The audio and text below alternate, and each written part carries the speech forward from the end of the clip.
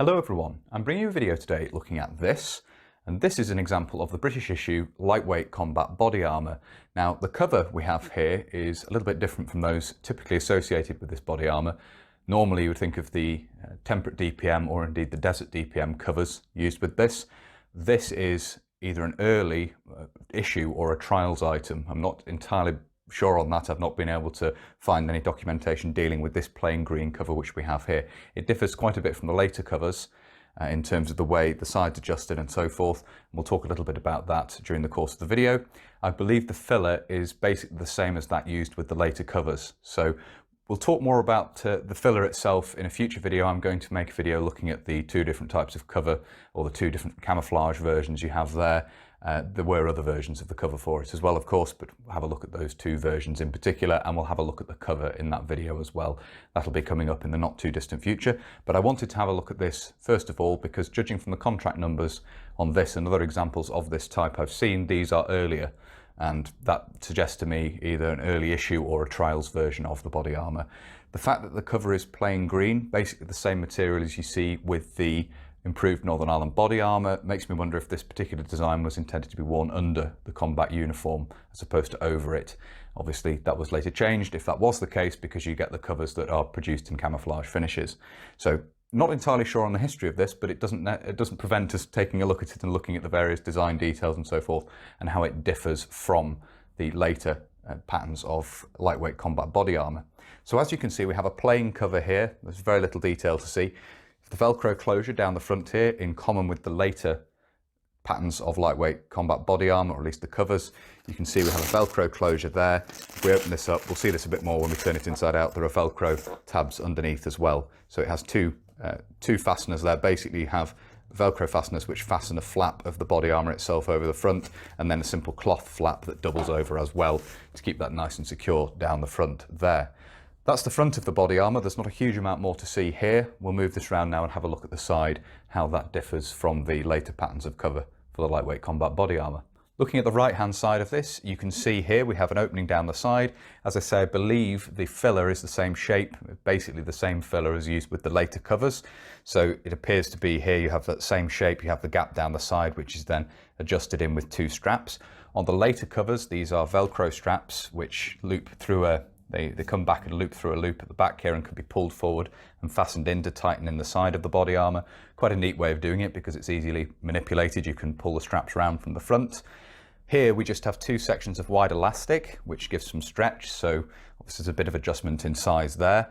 There are stops on the inside with nylon tape, which is obviously inflexible, but means you can only stretch this so far before it pulls taut and won't expand any further, which means you won't get a gap here. In theory, you'll always have an overlap of the filler under the arm.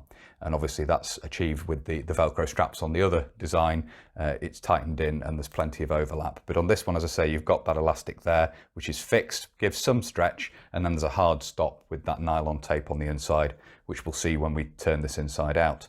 The left-hand side is basically a mirror image of this. We're not going to look at that. We'll have a quick look at the back now, and then I'll turn this inside out and we'll have a look at the interior details and talk a little bit about that.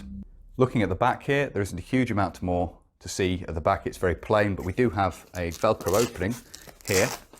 We open this up and you can see the filler there. We'll get a close-up of this now with the label as well. The label is glued in place on the filler here, and we'll get a close-up of this and just run through the details on the label for the filler. And you can see this label reads Filler Combat Body Armour LW, which stands for lightweight.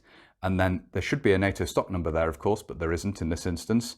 Size medium, and then CQC, which is Chelsea Quilt Company. And then the important label at the bottom, which is quite common to see on British body armour. It's a very good way of ascertaining that the filler has been fitted correctly, and that is that if the filler is fitted properly, the label will show at the opening on the back here, and you can see that detail is covered at the bottom of the label here to ensure that when the filler is fitted into the cover, it's fitted the right way. So we have this turned inside out now, and there are various features we can now see which we couldn't before.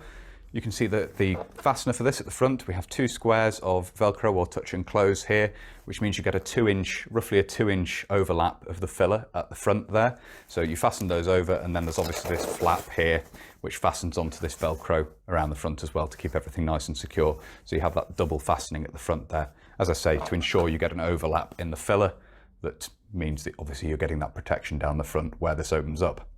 The other thing I mentioned, which we can now see, are the nylon straps here, which mean that under the arm here where there's an elastic, this cannot stretch too far. You'll always have an overlap of the filler here under the arm to ensure there's protection there as well. And that's actually best seen from the front here. We'll nevertheless turn this around and have a look at the side. You can see at the side here further detail of that, the two nylon straps here which prevent the side from pulling apart. And obviously with the elastic, they just give a little bit of give and then stop it from pulling too wide and leaving a gap around the side there. And then looking at the back here, the back of the interior, we can see the label, otherwise very plain of course, but the label for the cover here, and we'll get a close-up of this now as well, and just have a look at the details here. So you can see here this is designated cover, combat body armour, LW, and again, LW being lightweight. NSN is again blank here, and this is what leads me to believe this may be a trial item with a NATO stock number yet to be assigned. It's a possibility, not entirely sure on that as I say. You then have the size, in this instance size medium. Again, the manufacturer is CQC, Chelsea Quilt Company, and you have the contract number there as well, SL31B2884.